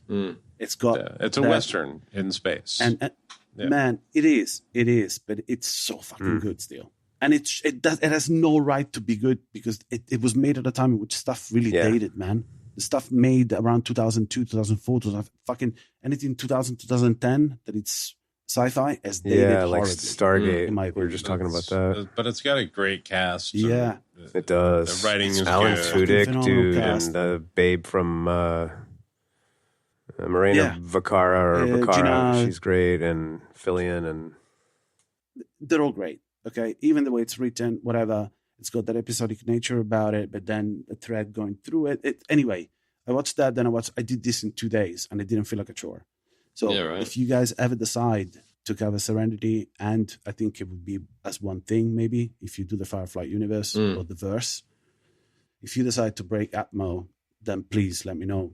I'd be down to do something like that where it's this closed series, Yeah. as opposed to the open series, which one? you sort of steered away from just because it's too much content. They just keep going, like the season after season after season kind of stuff. It's too, but there is, you get to talk about there's like 9 books, man. There are lore. Oh, like, I there didn't are even know canon. that. There's And 9 there's books, and there's a bunch of comics as well. They're all canon. Nice. So that's We could another focus thing on to the explore. show for an episode. And, Yeah. Sure. I'd be happy for that. That'd be great. Yeah. Totally. Cool. I'll send you the pictures of the game. 'cause Yeah, the do, game, do. Yeah, man, send them through, buddy. so good. Word up.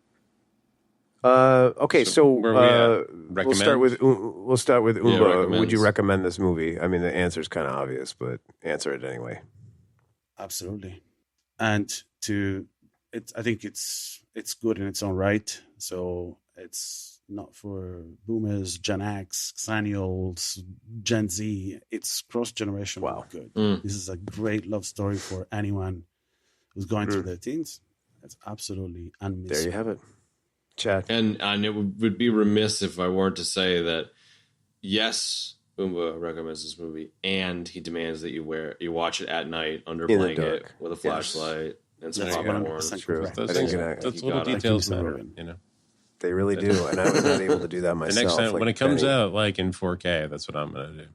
I'm gonna sit Yeah, down on totally. the couch with a blanket and watch it on my brand new 65-inch OLED TV. And just Not to belabor big, dude. this, Bass, we blacks or talked black. about it in the past, but I prefer the DVD standard def quality I know. for movies. Benny, and You I know have what, been man? talking I- about that a few Congrats times. on the new screen, Benny. I feel you, but since I got this new panel, like it doesn't look artificial. It looks really fucking good. It doesn't. Yeah, it doesn't. All right. It doesn't move artificial. It doesn't look artificial, but it's very clear. Nice. But it's also very vibrant and alive. Like I'm down with that. You still got to go through those settings, switch the smooth motion, interpolation, whatever. Yeah, the all fuck that off. bullshit. yeah. You got to. Yeah. Well, it actually came out of the box like pretty good. Nice one. It just took a little Ready for a little mopping. tweaking. In a decent Nice. sound setup. Not like First you a start with- giant surround system, but a good sound Always. bar, bass thumper setup. And I saw like Nice. Samsung Q Symphony. That's good. Sounds good. Ben, sorry, would you recommend this movie? Yes, I would recommend it. It's like a because it hasn't been watchable for so long. Like there's a huge swath of people that just haven't heard about it, haven't seen it. Like me. Yeah. So, like it's like a time capsule. It's something we've mined up from like 1987, and yeah, it's got great actors. It's Catherine Bigelow. It's beautifully shot. It's got a Tangerine Dream soundtrack. It's terrific. Like, check it out. Yeah. Yeah. Yeah, I'd echo everything that you guys have said. I'm still hung up on just like a slightly different perspective on the film, where I don't really vibe with the love story piece. I vibe with the character study piece, but like same. Like I really think it's great, and then there is the love element is really interesting, but I don't find it like a true romance style. No, you know, it's not like Thelma and that. Louise I agree with you. It's kind of not that. thing. You know, it's a different type of love story. And the funny thing that I kind of wanted to go into this with, that interestingly you opened with, Umba, about the goth thing, where my hypothesis here is that May, as a vampire who like murdered dozens of people, becoming a human again, I postulate that May actually invented the goth genre as a result of her character choices in this movie. Like, she's the first goth. She's the proto goth in the world, and she's patient zero for the goth bullshit. And I love it. I gotta throw you a curveball here. Okay. It's possible. Because on the last watch, I think I noticed something as well. Maybe you have noticed it as well. The last frame. First of all, there's some bits of editing in this that are quite dated. Sure. There's a few transitions that are ridiculous. But anyway, so that's DG's fault. I think they just gave it an editor, and Yeah. But the last image of this movie, this isn't cinema verite. It's not made in the 70s, and it's a freeze frame. Yeah. I don't know if you noticed that. Yeah, well, I definitely noticed the freeze frame. It looks rushed, and I think that was a decision by the studio, because I think that it was a decision by the studio, but somehow it works.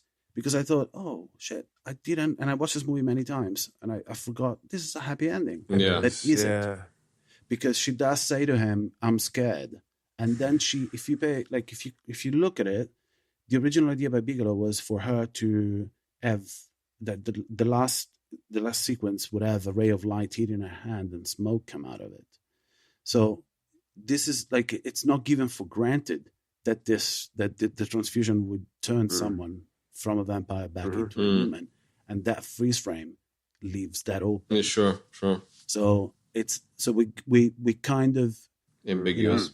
And the thing is, what is she afraid of? Is she afraid of going back to humanity, or is she afraid of? I would say be murdering people, dude. Like, yeah. The transition back. Is this a happy ending? I don't. But I see your point. I still like to, I've got this romantic kind of envisioning of her being a naive, but she's a murderer. Yeah, she is a murderer. She's not the girl from Tron Legacy or whatever where like they take her out of the computer and she's like, Siri in real life or whatever. Like, she's done some shit, dude. And like, I love kind of how dark it is. Word. Well, good game, boys. Yeah. Good game, dudes. I didn't say this, but everybody's kind of obvious. I would totally recommend this movie for all the reasons listed by the other three. No, it's fine. Slab, what are we doing next week? I don't actually remember. Hang on. I don't think we have anything lined up. I'd be very much open to suggestions. Lined up. Let's not figure it out now, because I really need a good dip. All right, well, hang on 1 second. Let's talk about it Monday, maybe, in person? Yeah, that's a good idea. Yes, let's do that. What, Kev, when are you coming? I don't know. We haven't figured that out yet. I would assume it's like midday-ish, right? Well, I mean, I can come up anytime. I'm wide open. When was the last time you guys have seen Chad? I haven't seen Chad. The last time the three of us have been in the same room together might be fucking 20 years ago, man. No, 15 probably. Holy shit, mate. This is huge. Go book your tickets, Ben. Yeah, I was here in the U.S. 6 years ago, so it would have been probably 6 years ago. Within the past 10 years. Before the podcast. It's been a long time. All right, guys. This has been a pleasure. Great to see you, buddy. Thank you. I'm fucking exhausted. Yeah, I'm exhausted. Been a long Thanks day. for joining us. Yeah. But thank you for having me. Thank you for your warrior rage, whatever the fuck it's called. Fucking wore out pretty quickly. I gotta say, coffee's better. It's no, it lasted like fucking. Thanks, an hour. Joe Rogan.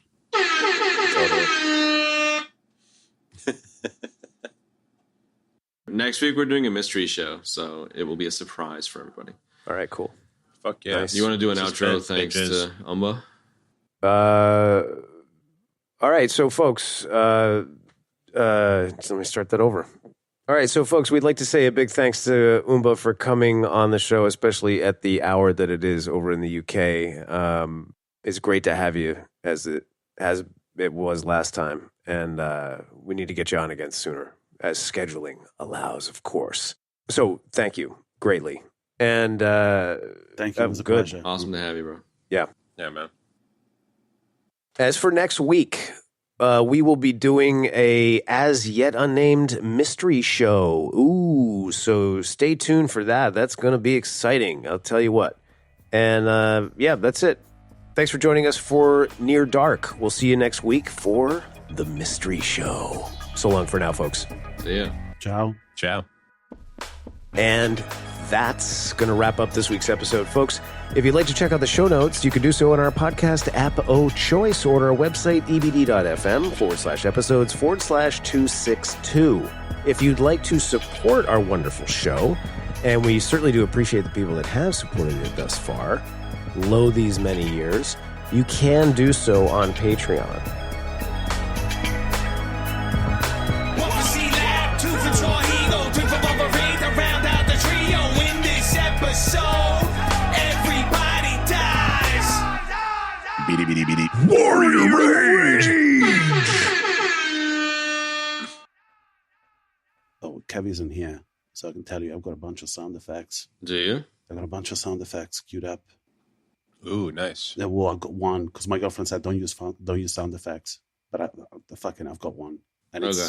it's like a. You want to hear it because he's not here now. You want to Sure. hear it? Yeah, do it. As soon as he ejects, you give me a signal, just touch your nose or something, and I'll play this.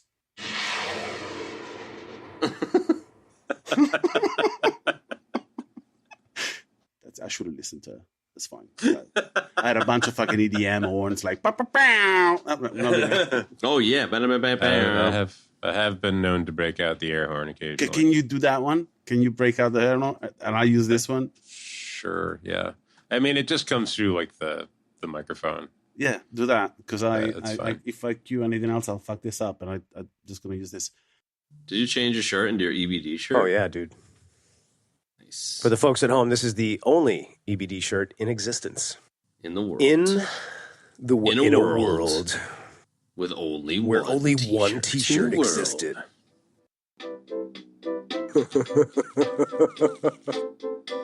Very funny. Fuck, what is this Nintendo bullshit? What's going on? It's like Wii music. It's very yacht rocky, dude. I want like Michael McDonald to come in. Oh, Last Christmas. Nice.